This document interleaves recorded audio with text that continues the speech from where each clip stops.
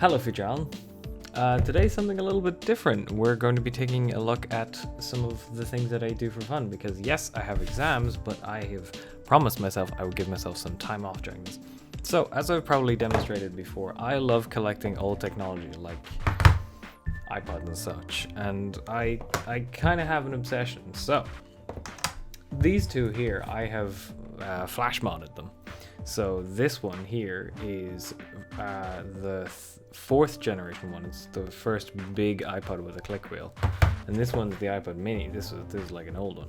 I put SD cards in these, and they're lovely, but I wanted another one because like it's not perfect. Like if you hear I've got a microphone up here, so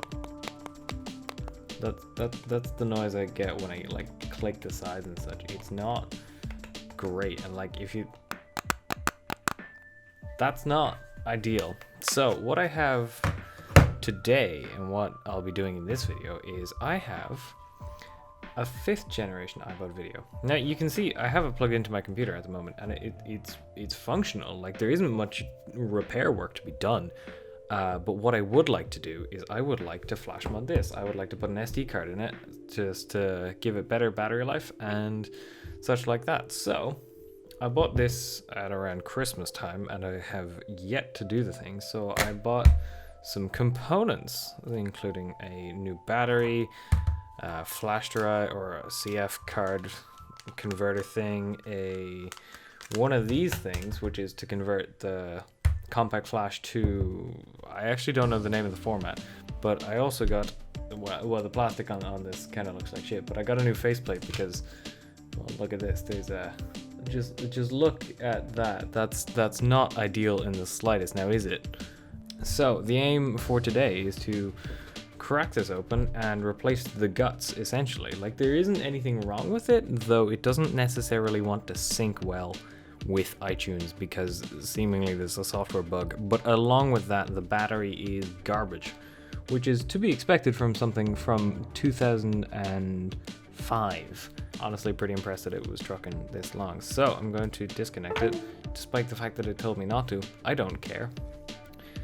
Step 1, we gotta put it into lock mode because if you don't do that, you will have many regrets. Then we want to open it, so you gotta get a little like jimmy tool and just kind of wedge it in the side along there. You could probably do this with plastic, and that would probably be better. But we're just trying to unclip the side. I don't know if I'm getting this on camera. I've never done this type of video before. Oh, I've got a second fucking jimmy tool because I am no master at this. I should be able to just kind of wiggle it off, but alas, that doesn't seem to be happening. There we go. So now, just kind of wiggle that around. It should separate. Oh, there's still adhesive around it. Oh. Now I don't want to open this up too rash because I forget which side the ribbon cables are on, and if I open it up, I will break them and then I'm fucked. Anyway, so there we have it. It's now open, so yes. It's still got glue on the inside. Oh, never mind. No, it's just the bumper around the hard drive has reverted back into resin, so it's all gummy and shit. Good God. I have the iFixit open in front of me as well because I don't trust myself to remember everything. If you can see in there, this has stayed completely glued shut for probably over. Oh dear, that shouldn't be happening.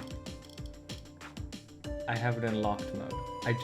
I just reset that and it's now back into locked mode. This is bizarre. Anyway, so there's a little ribbon cable down here which I need to unplug, so that can be done with great difficulty, it would seem. Are you gonna play nice? No, of course not. Interesting. So iFixit is recommending coming in there with a plastic tool and just knocking that switch down because I can't. There's a little lock in there to prevent the cable coming out when it's. Ooh. I'm gonna try different tweezers.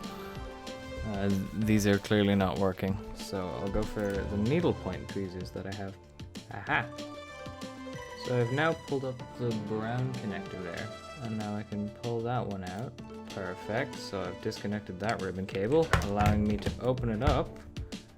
And voila! And you can see this is the thing that's turning the entire insides into adhesive. It's just as like, look at this shit. This is filthy. But anyway, now I need to disconnect this. Interesting. This hard drive here, probably shouldn't do that, is what I'll be replacing. I don't need it. Like, there's something satisfying about them because they're heavy and like, oh, bulky, but like they're also, like, flash storage is just better. Oh, I see. So I was wrong. This is not the hard drive cable. This is the headphone connection cable. Believe I will need to remove that because I'm replacing the front cover. So in that case, I will get my needle point tweezers again. I'll lift that one up and disconnect that. So now that can safely move off to the side. Hey, there we go.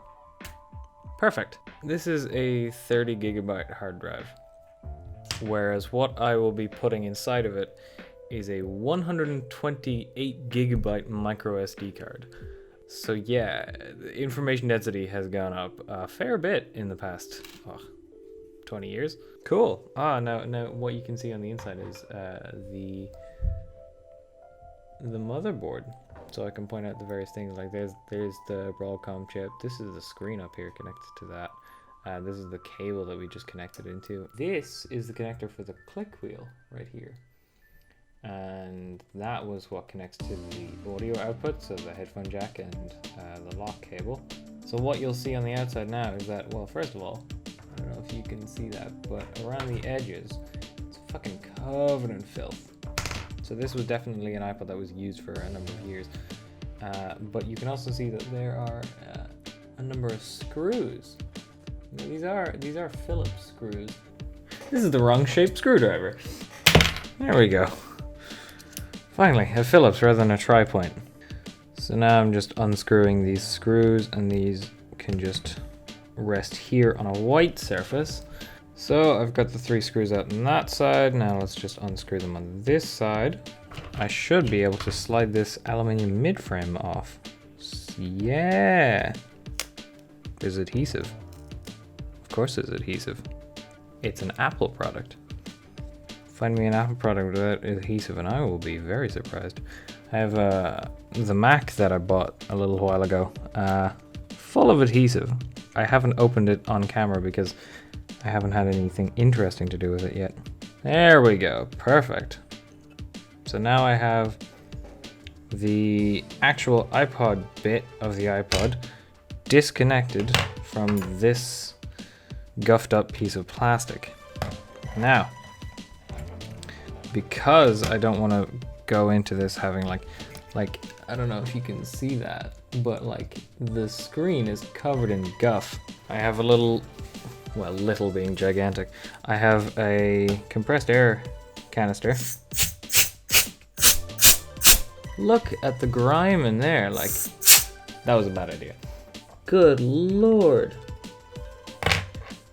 What were they doing with this? Did they bury it in sand for 20 years or something? It's just filthy in there. Oh, yep, forgot about that.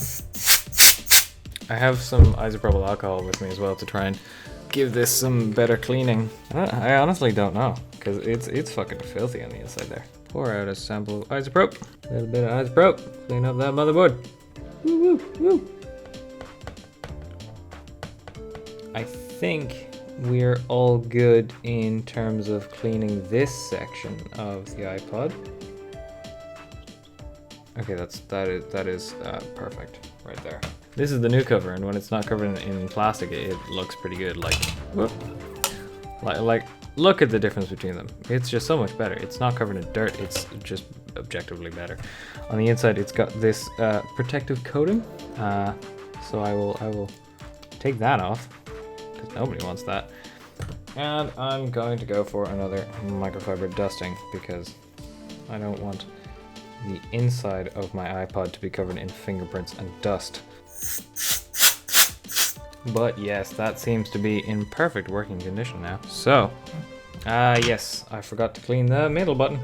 I think I paid in total for this device 55 euro for all of the extra bonus bits, and then I paid like 35 euro on eBay for the shitty broken iPod. Well, that seems to be all of everything I need to do for the front, and look how much nicer that is already. Then moving on to the rest of the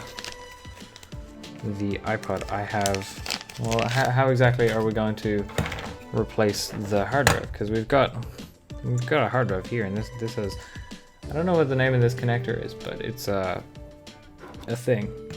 So to connect a micro SD card into it, what we do first is we take a micro SD card and we put it in a compact flash adapter. Oh hey, what do you know, it's spring loaded. Cool, I'm not sure I like that.